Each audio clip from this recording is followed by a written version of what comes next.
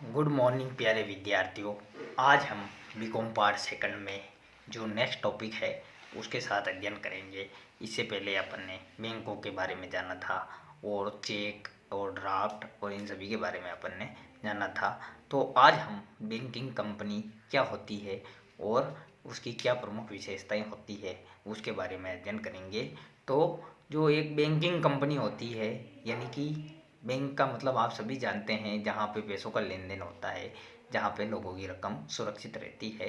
तो उसके बारे में अपन जानते हैं कि बैंकिंग कंपनी वह होती है जो दो कार्य प्रमुख रूप से करे।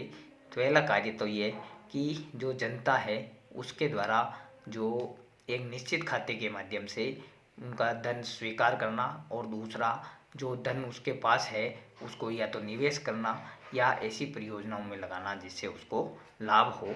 तो यह कंपनी बैंकिंग कंपनी के अंतर्गत आती है।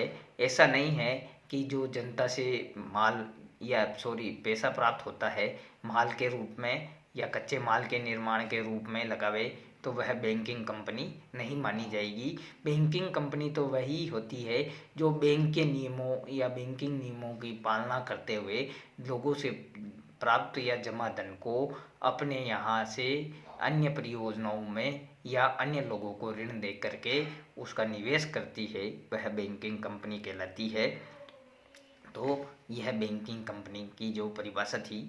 अब अपन जानते हैं कि जो बैंकिंग कंपनी होती है उसकी मुख्य विशेषताएं क्या होती है। ऐसा नहीं है कि बैंकिंग कंपनी दूसरे कार्यों में पैसा लगा दे तो वह बैंकिंग कंपनी नहीं मानी जाएगी। तो बैंकिंग कंपनी की प्रमुख विशेषताएं हैं। सबसे पहले तो जो जनता से जो जमा धन है उसको धनराशि के रूप में प्राप्त करना, यानी कि कोई वस्तु या कच्चा माल या अन्य कोई चीज़ के रूप में उसको नहीं लेना है, केवल और केवल वह जनता से धन के रूप में ही स्वीकार करती है, नहीं तो वह बैंकिंग कंपनी नहीं मानी जाएगी।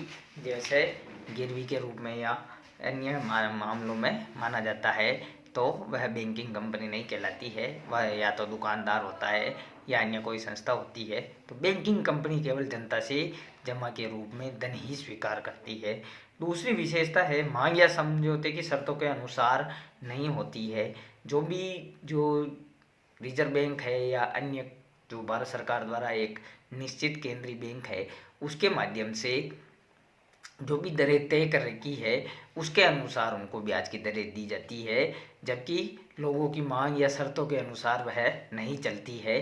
तो इस तरीके से यह सरकार के द्वारा या रिजर्व बैंक के द्वारा बताई गई जो दरें हैं या जो ब्याज की दरें निर्धारित है उसके अकॉर्डिंग ही कार्य करती है कि आप इतने से इतने समय तक रखते हो तो एक निर्धारित दर पे ब्याज मिलेगा। तो इस तरीके से अलग अलग समय के लिए अलग अलग दरें हैं। अगर आप उसको लंबे समय तक इन्वेस्ट करते हो बैंकों में जमा धन के रूप में तो उस पर आपको ज़्यादा ब्याज दिया जाता है।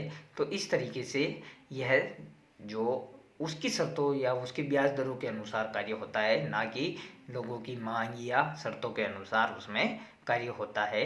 तो ये एक तरीके से लोगों की मांग एवं शर्तों के अनुसार बंधी हुई नहीं है। मौद्रिक कार्यों के अलावा अन्य महत्वपूर्ण कार्य भी करती है बैंक। वैसे तो मुद्रा के रूप में ही सभी कार्य स्वीकार करती है, लेकिन कुछ कार्य ऐसे होते हैं कुछ कंडीशन में, जैसे एजेंसी का कार्य या अन्य किसी प्रकार से लोगों को जो योजनाएं हैं उसका लाभ दिलाने का कार्य, परीक्षा के फॉर्म जमा करने से संबंधित कार्य। ये तो इस तरीके से यह कुछ कार्य भी होते हैं, लेकिन वह भी मुद्रा के रूप में ही ज़्यादातर होते हैं। तो इस तरीके के कार्य भी बैंक करता है। ऐसा नहीं है कि लोगों का जो वस्तु है विनिमय है या वस्तुओं को लेने का कार्य है वह बैंक नहीं कर सकता है।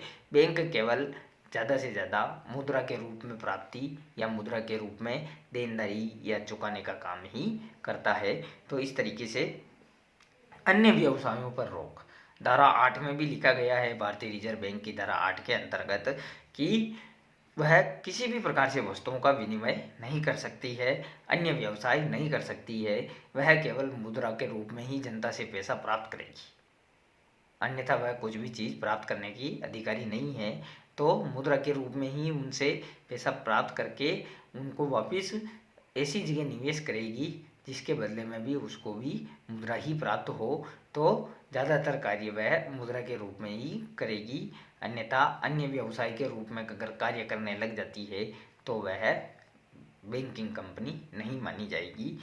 बैंकिंग शब्द का प्रयोग ही होना चाहिए या बैंक के नाम से ही जाना जाना चाहिए।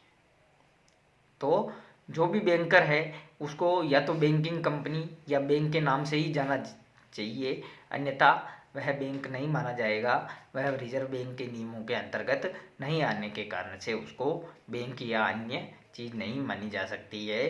तो उसके चाहे तो आगे द बैंक ऑफ या पीछे स्टेट बैंक या इस प्रकार से बैंकिंग शब्द का प्रयोग होना बहुत ज़रूरी है, पंजाब नेशनल बैंक। तो इस तरीके से आगे या पीछे या बीच में किसी भी तरीके से उसमें बैंक शब्द का प्रयोग जरूर होना चाहिए, नहीं तो वह बैंकिंग कंपनी नहीं मानी जाएगी। या तो वह सोसाइटी के अंतर्गत आएगी या वह अन्य फर्म जो व्यवसाय के रूप में लेन देन करती है वो मानी जाएगी। तो इस तरीके से उसमें बैंकिंग शब्द का प्रयोग होना बहुत। इसके अलावा वह बैंकों में या प्रयुक्त संपत्ति या जो ऐसी संपत्ति जहाँ पे बैंक चल रहा है या रहन संपत्ति ही वह अपने पास रख सकती है। इसके अलावा वह किसी भी प्रकार की संपत्ति नहीं रख सकती। यानी कि एक बैंक जो होता है वह ऐसी संपत्ति ही रखेगा जो या तो जिसमें उसका भवन किराए पे चल रहा है या उसका स्वयं का भवन है या जो लोगों को उसने ऋण पर पैसा दिया है कि एक निश्चित समय के बाद में उसकी हम संपत्ति को वापस सौंप करके पैसा प्राप्त कर लेंगे। तो रहन रही संपत्ति उसके पास रह सकती है अगर किसी कंडीशन में जो पैसा लेने वाला पक्षकार है और पैसा नहीं चुकाता है तो ही। अन्यथा वह कोई भी संपत्ति अपने पास रखने के लिए उसको कानूनन बाध्य किया गया है कि आप संपत्ति के रूप में किसी भी प्रकार का लेन देन नहीं कर सकते हो। आप केवल और केवल मुद्रा के रूप में ही कार्य करोगे। केवल आपकी अपनी संपत्ति होगी जिसमें एक तो आपकी खुद की बिल्डिंग, लोगों के द्वारा रहन रखी गई संपत्तियां या फिर आपके द्वारा बनाई जाने वाली बिल्डिंग है या अन्य कोई ऐसी जिसमें आपका बैंक से संबंधित कार्य होता है। इसके अलावा आप कोई भी संपत्ति नहीं रख सकते हो। तो जो बैंक होता है वह संपत्ति के रूप में।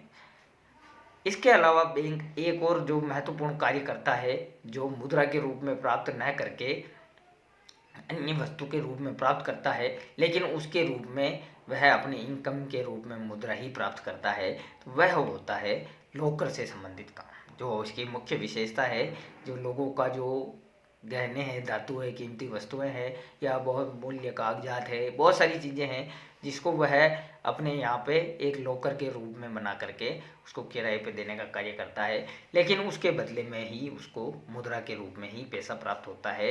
वह किसी प्रकार से कोई व्यवसाय नहीं करती है, केवल अपनी और अपने इनकम बढ़ाने का कार्य इसके माध्यम से करती है।